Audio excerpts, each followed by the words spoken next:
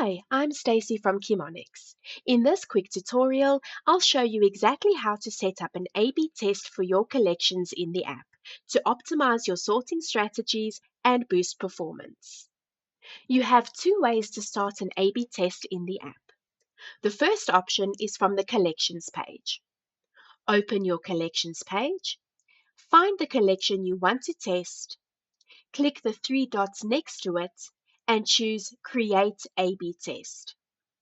The second option is from the A/B Tests page.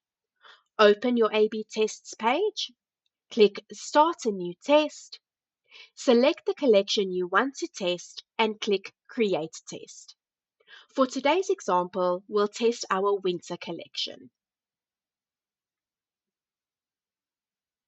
In both cases, two identical variations will be created automatically. Now it's time to customize the variations so that we can test the best performing strategy. To customize a variation, click the three dots next to the variation name and select Edit.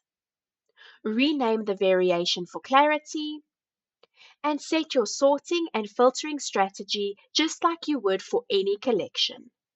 If you need help in creating a strategy for your variations, please refer to one of our videos on how to create or sort collections, which is available in our Help Center. Once you have set your strategy for your variation, be sure to save.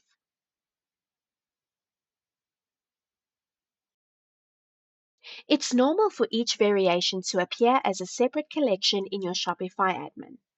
The original collection will be included in the sales channels, while test variations will not be.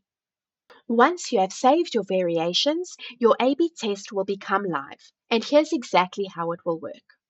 The collection will rotate variations every 3 hours.